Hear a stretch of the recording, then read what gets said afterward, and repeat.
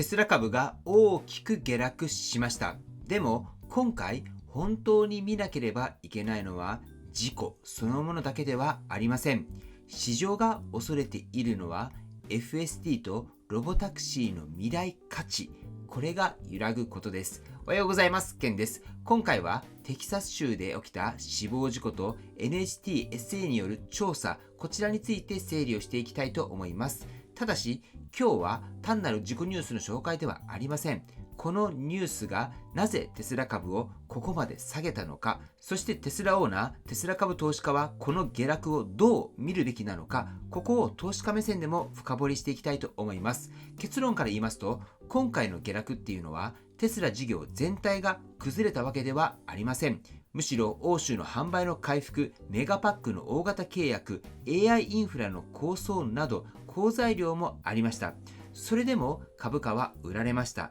その理由がなぜなのか、市場は今テスラを普通の EV メーカーとしてではなく FSD、ロボタクシー、AI 企業として評価しているからです。だからこそ FSD の信頼性に疑問が出るニュース、これは株価に直接響きます。今日はここを分かりやすく整理していきたいと思います。まず今回何が起きたのか、テキサス州ケイティでテスラのモデル3が住宅に高速で突っ込む死亡事故、これが発生しました。この事故で住宅内に住まれていた76歳の女性が亡くなったと報じられています。運転手は事故時に運転支援システムが作動したと主張しています。これを受けて NHTSA が特別調査を開始しました。ここで市場が反応したのは単に死亡事故が起きたからではありません。FSD が関係していた可能性がある。ここに市場は反応しました。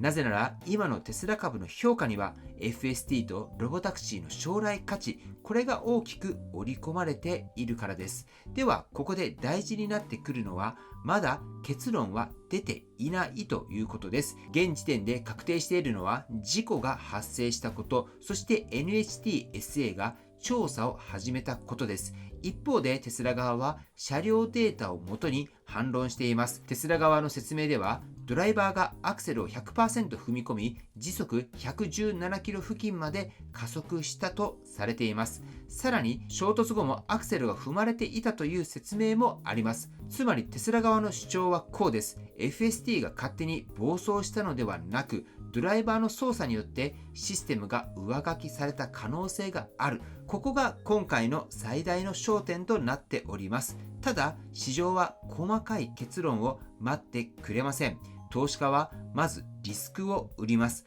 特に今のテスラ株は FSD とロボタクシーへの期待で高い評価を受けています。そのため FSD の安全性に関わるニュースが出ると市場は一気に反応してきます。これはテスラが普通の自動車会社ではないということの裏返しでもあります。もしテスラが単なる EV メーカーとして見られているのならば、欧州の販売の回復だったり、メガパックの大型契約っていうのがもっと評価されたかもしれません。しかし、今回市場はそれらの好材料をほぼ無視しました。そして FSD のリスク、これを優先して売りました。ここに今のテスラ株の本質があると思います。そして今回テスラには本来ポジティブな材料っていうのもありました。欧州では販売回復のニュースが出ています。BYD との競争は激しくなってはいますが、テスラの欧州の市場が完全に崩れているわけではありません。さらにナットパワーとの大型メガパックの契約もあります。25ギガワットアワー規模、欧州での大きな蓄電プロジェクトです。これはテスラのエネルギー事業が確実に成長領域になっているということを示しています。さらにメガポットという AI インフラ関連の商標も出ています。これはテスラが EV だけではなく AI コンピューティング、エネルギー、データセンター領域に広がる可能性を示す材料となります。それでも株価は下がりました。それはなぜか。市場が今一番見ているのは販売台数ではなく FSD への信頼だからです。ではここからは僕の視点で見てみたいなと思いますけれども、今回の下落っていうのはテスラの長期ストーリーが崩れた下落ではないと思います。ただし短期的にはかなり重要な警告だとも思います。テスラ株は FSD への信頼が高まれば上がりやすい。逆に FSD の信頼が揺らぐと好材料があっても売られる。今回の値動きはそれを非常に分かりやすく示しました。つまり今のテスラ株を見る上で重要なのは EV の販売だけではありません。 FSD は規制当局を納得させられるのか、ロボタクシーは安全に拡大できるのか、事故が起きた時にテスラはデータで説明できるのか、ここが株価にとって非常に重要になっています。ではここで一番大事なことを言います。今回問われているのはこの1件の事故でテスラが終わるのかっていうような話ではありません。本当に問われているのはテスラがロボタクシーの企業として評価され続けるだけの信頼を維持できるかどうか、これがポイントになってきます。市場はテスラに対して普通の自動車会社以上の期待をしています。その期待の中心が FSD です。だから FSD に関する不安が出た時、市場は大きく反応します。これは逆に言えば今後テスラがデータで安全性を証明し NHTSA の調査を乗り越えロボタクシー展開を継続できれば今回の下落は過剰反応だったと見られる可能性もあります。しかしもし調査が長引き規制が強まりロボタクシーの展開に遅れが出るならば株価にはさらに重しになってくるんではないかなと思います。テスラオーナー目線でも今回の事故っていうのは重要です。 FSD やオートパイロットは非常に便利です。僕自身もテスラの技術には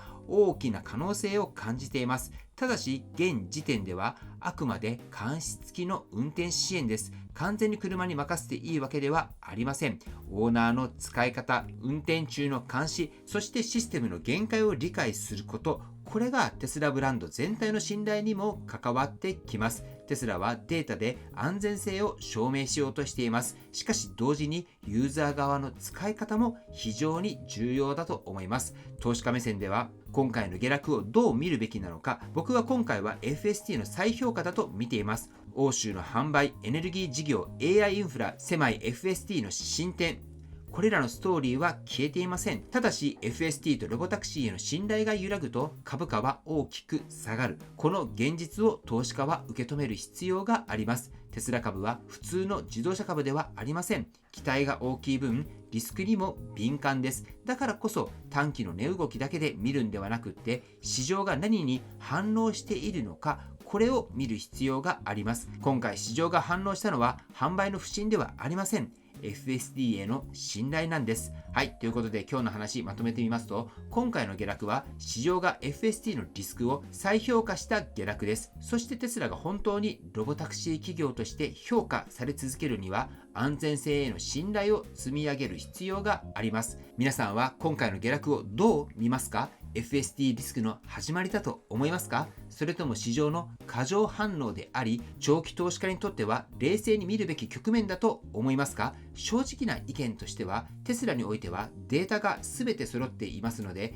実際に今回の事故の詳細、これもデータとして出てくると思います。そして今回の事実っていうのがきっと明らかになるんじゃないかなと個人的には思っていますけれども、決してオートパイロットが誤操作をしたっていうことはないんじゃないかなと個人的には思いますし、そう願いたいと思いますけれども、皆さんはどう思いますか？ぜひコメントで教えていただければと思います。はい、ということで本日の内容は以上となっております。今回の動画が参考になったと思われたら高評価をよろしくお願いします。僕の YouTube は毎日発信しています。僕の YouTube をご覧になってもらえばテスラの情報はほとんど網羅すると思いますので、チャンネル登録がまだな方はチャンネル登録の方をよろしくお願いいたします。では今日もご視聴していただきありがとうございます。テスラのある生活を楽しんでいきましょう。ではまた。追伸です。株式会社エコファクトリーの輻射熱の体感会、夏の会の日程が決まりました。ぜひ真夏の輻射熱、クーラーとは全然違う涼しさの次世代技術を体感してみませんか？こんな方におすすめということで、クーラーの冷風が苦手な方、オフィスの空調をどうにかしたいと考えている経営者の方、工場などで働いていて、真夏は暑くて仕方ないと思われている方、家の断熱性が悪くて夏が暑くて冬は寒い、これをどうにかしたいと思われている方、電気代の高騰で少しでも電気代を下げたいと思われている方、そんな方におすすめです。ぜひエコウィンの涼しさ、これを真夏にね、体感してもらいたいなと思いますけれども、では体感会の日時ですが、7月17日の金曜日、こちらは姫路の武道館で行います。時間は13時から15時までです。そして7月22日水曜日、こちらはエコファクトリーの東京支社で行います。時間は10時から12時までを予定しています。僕も両日向かいたいと思いますので、参加してみたいなと思われる方がいらっしゃったら、概要欄に僕の公式 LINE のリンク置いていますので、そちらの方からお問い合わせの方よろしくお願いいたします。はい、ではね、今日も最後までご視聴していただきありがとうございます。素敵な一日をお過ごしください。ではまた。